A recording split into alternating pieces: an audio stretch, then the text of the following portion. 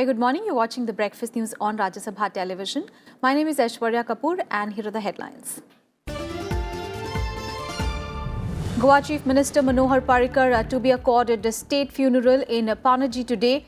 Goa declares a one-day holiday, 7 days mourning. National flag to fly as half-mast in the country.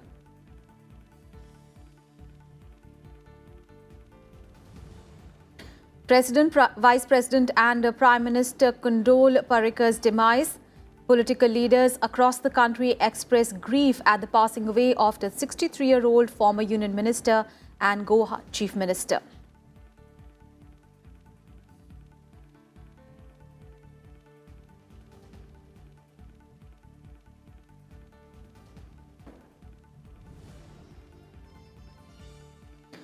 Nominations for first phase of Lok Sabha polls on 11th of April start today. Polling to be held in 91 seats across 20 states. Election Commission issues notification for the assembly elections in Andhra Pradesh, Odisha, Sikkim and Arunachal Pradesh.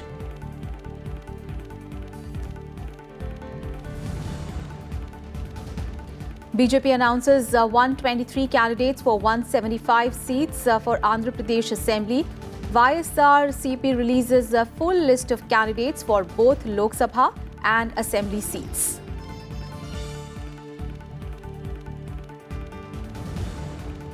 And India shines at Special Olympics at Abu Dhabi, bags 166 medals including 55 golds, 44 silver and 68 bronze medals. Indian athletes bring laurels in swimming, roller skating and powerlifting events.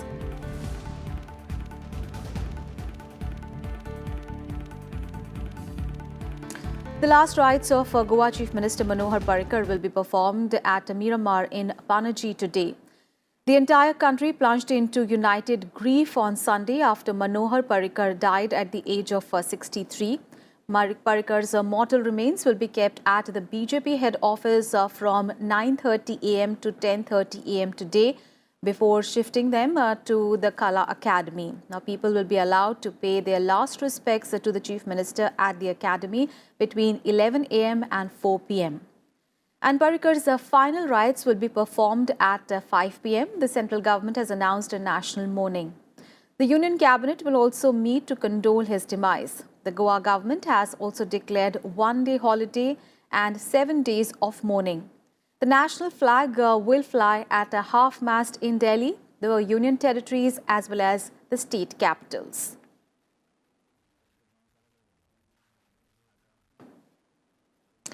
Goa Chief Minister and a former Defence Minister Manohar Parrikar passed away on Sunday in Panaji after prolonged illness. He was 63. Parrikar had been battling pancreatic cancer for over a year. Since then, he had received treatment at various hospitals across Mumbai, New Delhi, Goa and the United States. The health of Parrikar, a technocrat turned politician and a BJP stalwart, took a turn for the worse in the past 2 days after his medical condition fluctuated for over a year. A widower, Parrikar is survived by his 2 sons and their families. Parrikar was a leader who enjoyed acceptance from all sections of the BJP and beyond. He played a key role in making the BJP a force to reckon with in Goa, which remained for a long Congress bastion. Now, despite his falling health, Parrikar had presented 2 state budgets in 2018 and 2019 and had attended public functions, including the inauguration of an iconic bridge across the river Mandavi. The 4-term Chief Minister of Goa, Parrikar was born on 13th of December 1955. He graduated from IIT Mumbai with a B.Tech degree in metallurgical engineering. Parrikar entered politics in 1994 when he won on a BJP ticket from Panaji constituency. He was first elected to the Goa Assembly in 1994. He was the Defence Minister from November 2014 to March 2017 during the tenure of Prime Minister Narendra Modi. The man with a simple lifestyle could remember the name and village of every voter and will always remain the state's most popular political expert. He served as a Rajya Sabha MP from November 2014 to September 2017. The popular leader would be remembered for his efforts in infrastructure and education development in Goa and bringing the International Film Festival of India to the state in 2004.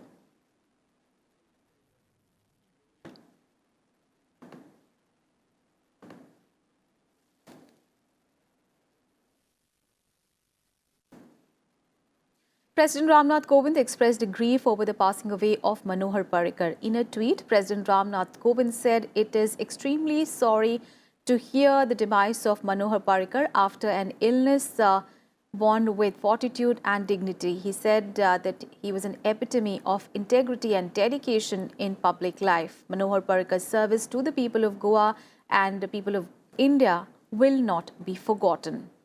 And in his condolence message, Vice President Venkaiah Naidu said in his passing away, the nation in general and Goa in particular lost its proud son.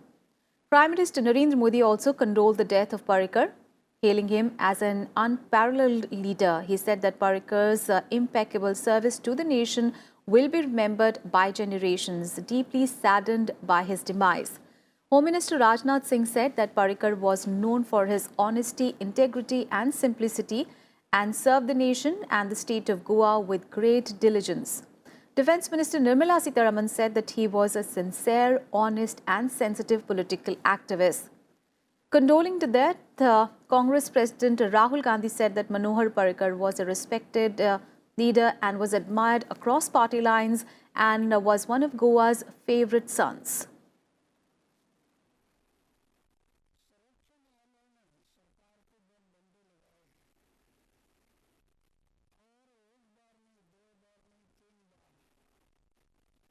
And our colleague Vishal Dey is now joining us on the phone line for more details. What do we know, Vishal, of Manohar Parrikar's final journey today?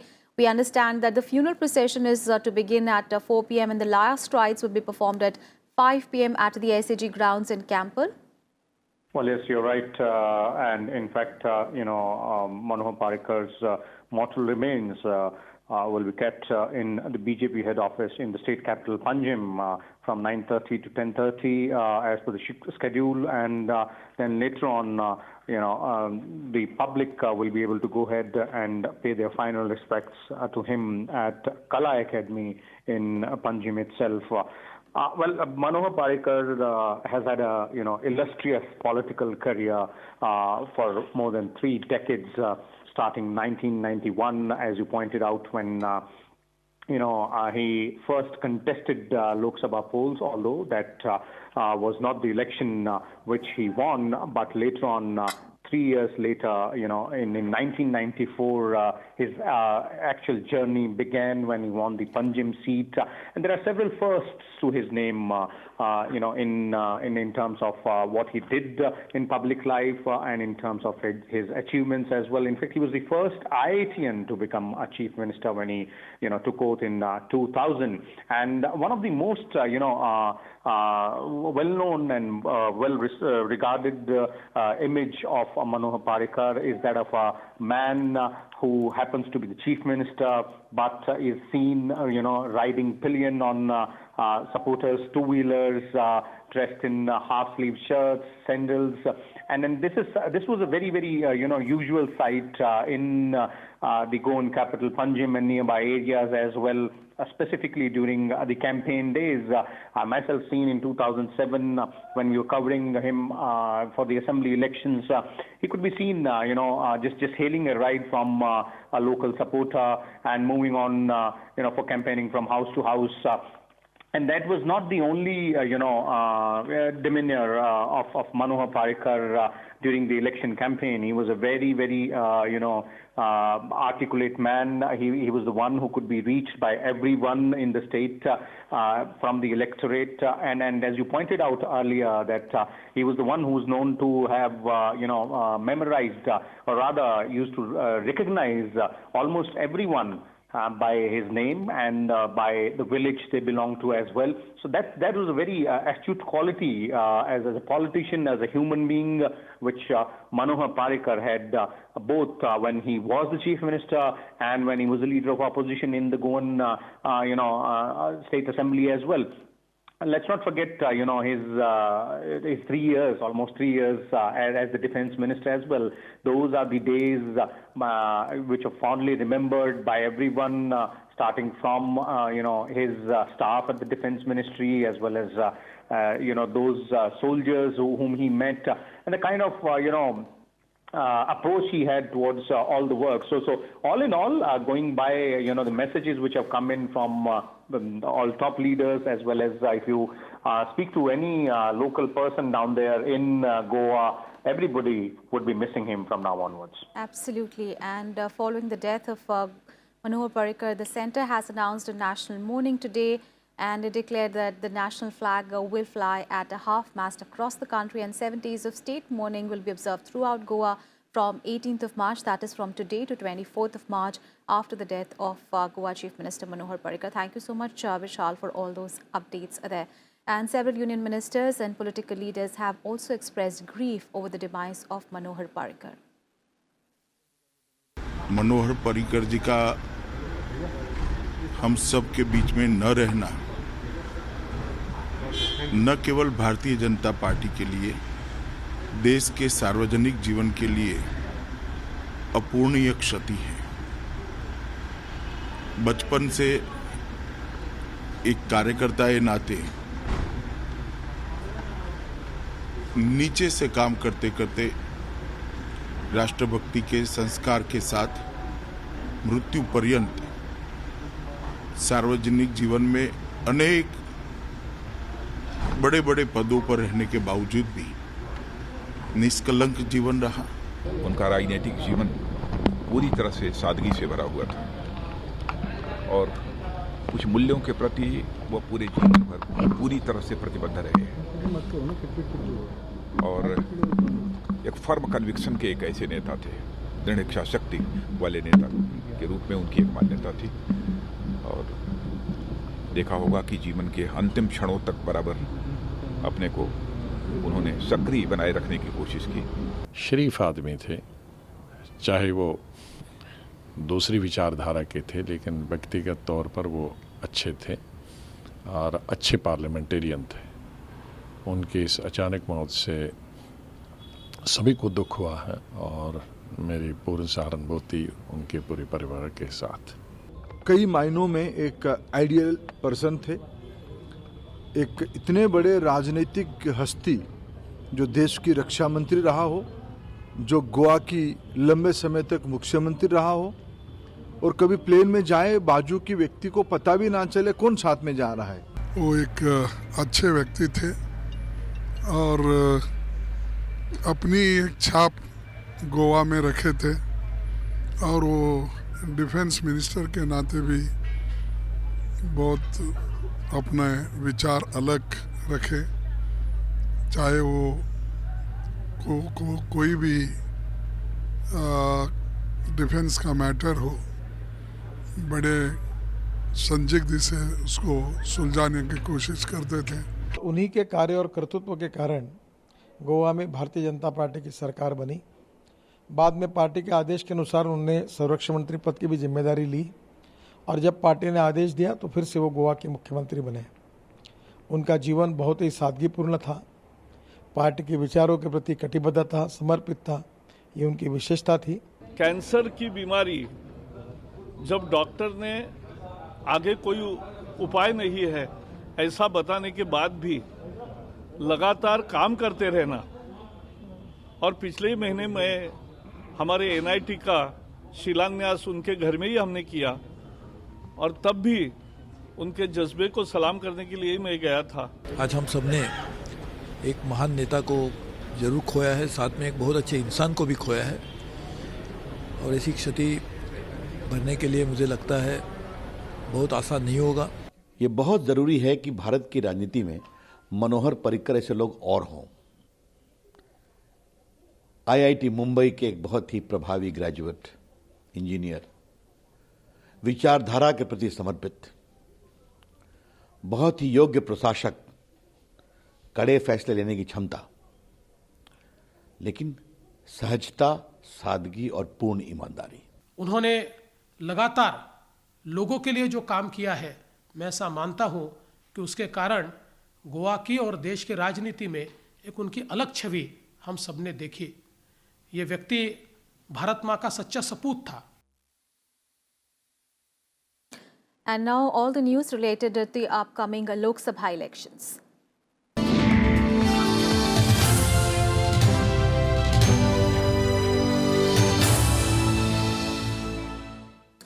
Nominations for the first phase of Lok Sabha elections to be held on 11th of April begins from today, with the Election Commission issuing the notification for the first phase.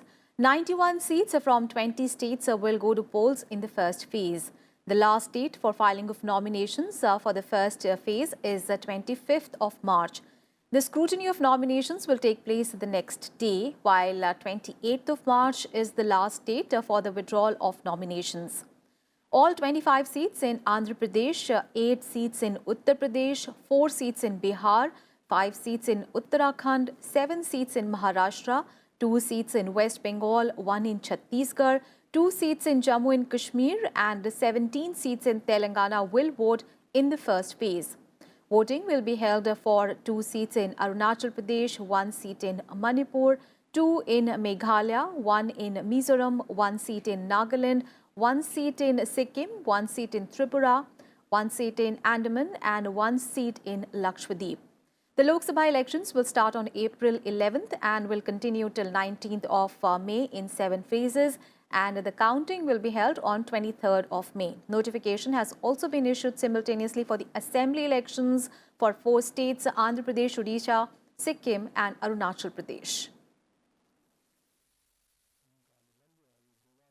News from Bihar now, where the ruling National Democratic Alliance has announced its seats for the forthcoming Lok Sabha elections. The seat sharing details were announced at a joint press conference of the BJP, JDU and LJP in Patna on Sunday.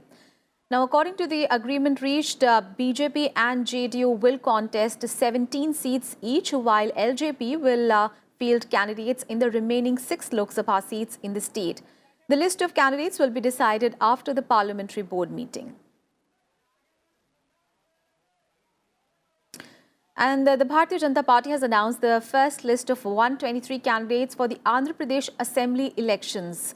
And among the present 3 MLAs, only Visakhapatnam sitting MLA P. Vishnu Raju's name was announced. He will be recontesting from the same seat. The BJP, remember, fought the 2014 election in alliance with the TDP and outside support of Jan Sena of film star Pawan Kalyan. It had contested 15 Assembly and 5 Lok Sabha seats as part of the alliance and had won 4 and 2 seats respectively. The YSR Congress also released its full list of candidates for 175 Assembly constituencies and 25 Lok Sabha constituencies that go to polls in Andhra Pradesh on 11th of April. YSR Congress Chief Y.S. Jagan Mohan Reddy released the list after paying homage to his late father and former Chief Minister Y.S. Rajashekara Reddy at their family estate in Idurpuya Raya of Kalapa district.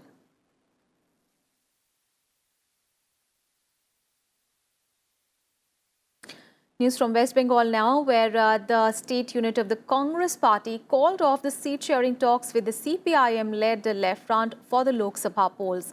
The talks ended after weeks of hectic parleys and which failed to resolve the impasse over distribution of seats.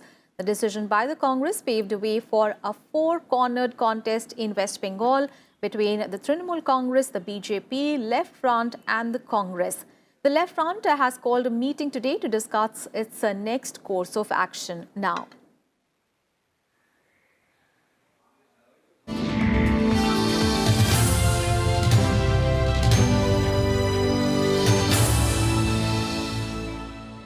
Those were all the news related to the upcoming Lok Sabha elections, and we'll take a very short break here. News and updates continue on the other side.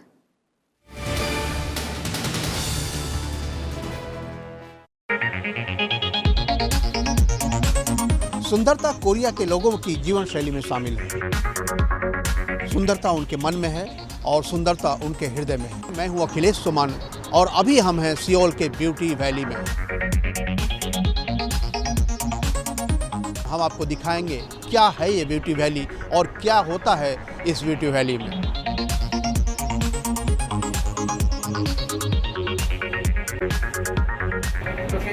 Thank you.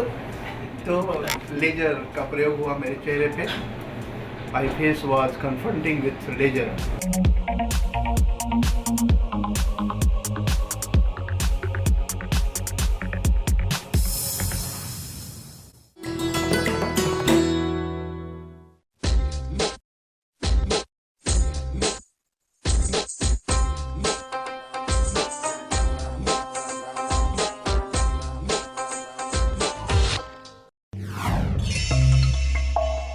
Bhulaya, a labyrinth of hundreds of narrow stairway passages, is a significant and historical component of what you popularly know as Bara Imambara.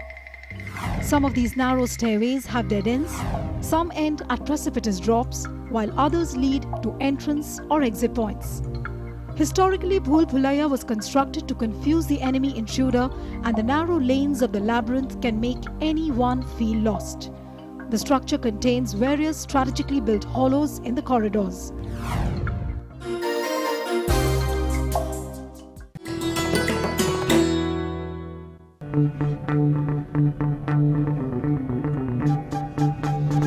Art arisen from a multi-hued cultural canvas.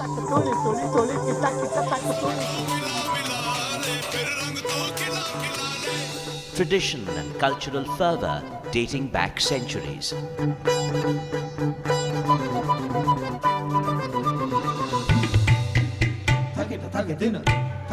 And encircling them all, there's a magic that awes.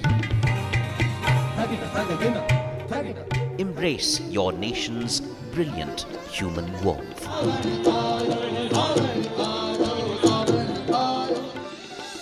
Watch Colours of India, Sundays at 9:30 p.m. on Rajya Sabha television.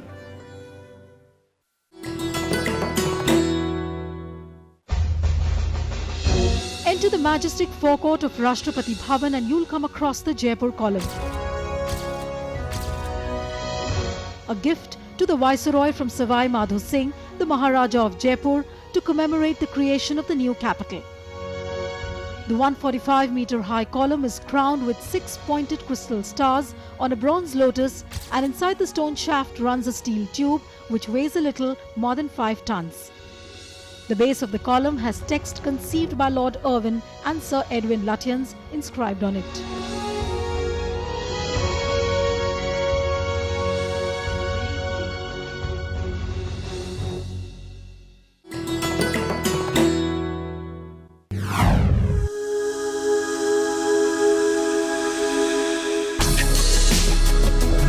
Tales that inspire.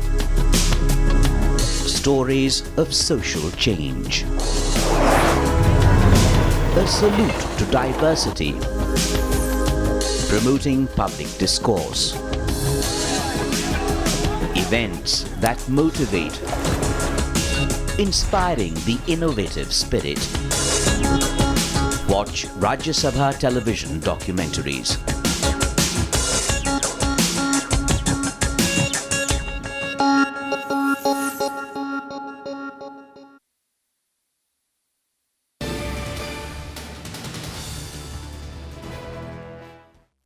Welcome back after the break. Finance Minister Arun Jaitley has exuded confidence that people will make the right choice in the upcoming general elections. In the 7th part of his blog on Agenda 2019, Arun Jaitley hoped that aspirational people of evolving society will elect a stable government rather than Maha Milawat Gathbandhan. He said that the Maha Milawat Gathbandhan with leaders and parties of different ideologies can only promise political instability. Arun Jaitley said that while in the NDA government the last word belonged to the Prime Minister, there was a tug-of-war on the issue of leader in the coalition proposed by the opposition parties, including Congress, BSP, SP, TMC and TDP. He said that for India to be a union of states, there must be a strong union, otherwise both India and India's federalism will stand to suffer. The minister further said that today we have reached a situation where India grows faster than others in the world.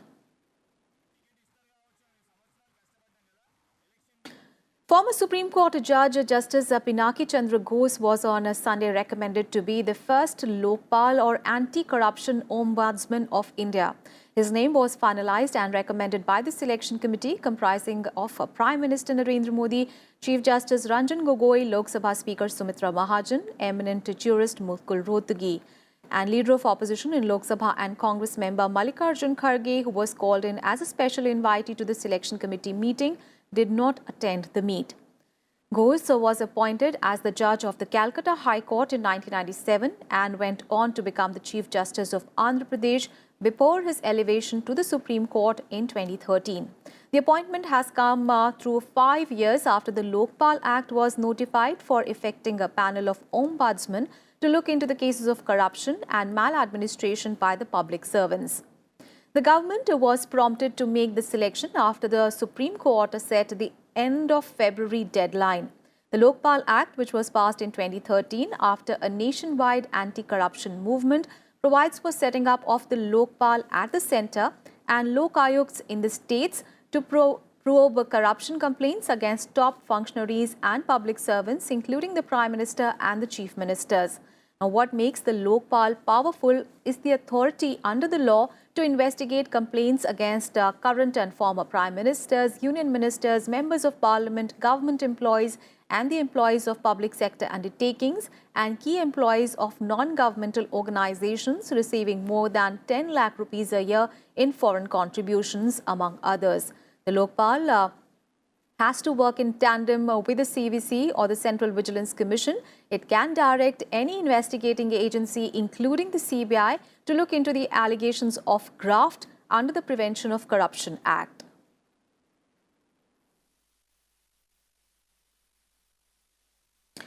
Chinese Ambassador Lu Zhuanghui has assured that the matter of designating Jaish-e-Mohammed chief Masood Azhar as a global terrorist will be resolved. At a function to celebrate Holi at his residence, Ambassador Lu Zhuanghui said that the matter will be resolved, adding that this is only a technical hold, which means that there is time for continued consultations. He further said that China understands India's concerns and he was optimistic that the matter will be resolved.